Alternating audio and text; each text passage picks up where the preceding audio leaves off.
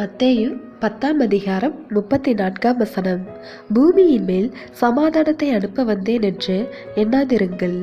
கிறிஸ்துவுக்குள் அன்பானவர்களே, ஆண்டவராகிய இயேசு கிறிஸ்து தம்முடைய 12 அப்போஸ்தலர்களையும் சுவிசேஷ ஊழியத்திற்கு அனுப்பும்போது வழங்கிய எச்சரிக்கையின் செய்தி. யூதர்களின் மத்தியில் மேசியா வரும்போது உலக அரசியலில் அமைதியும் ரோம பேரரசின் பிடியிலிருந்து உடனடி விடுதலையும் கிடைக்கும் என்று ஜனங்கள் எதிர்பார்த்திருந்த சூழலில் கிறிஸ்து கொண்டு வரும் ஆவிக்குரிய சத்தியத்தின் தன்மையை விளக்குவதற்காக இயேசு இந்த வார்த்தைகளை கூறினார்.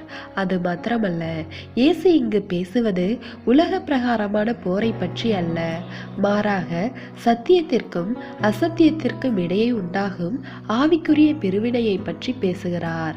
சத்தியமாகிய ஒளி வரும்போது இருள் அதை எதிர்க்க துவங்கும்.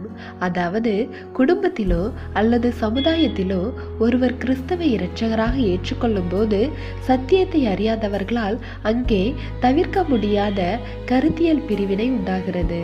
அந்த பிரிவினையே இயேசு பட்டயம் என்று உருவகப்படுத்துகிறார்.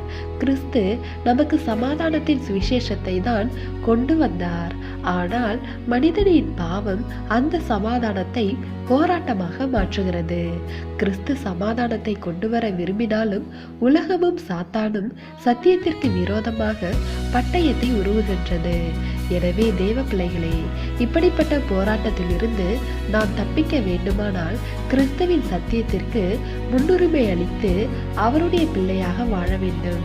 அது மாத்திரமல்ல, இயேசுவின் நோக்கம் குடும்பங்களை பிரிப்பதல்ல. சத்தியத்திற்கு உலக மனிதர்கள் காட்டும் எதிர்ப்பே பிரிவினையை ஏற்படுத்துகிறது. எனவே தேவ பயமற்ற உறவுகளின் அன்பை விட கிறிஸ்துவின் மேலுள்ள அன்பே நமக்கு முதன்மையானதாக இருக்க வேண்டும். தேவனுடைய கிருபையும் இரக்கமும் உங்கள் அனைவரோடும் இருப்பதாக. ஆமென்.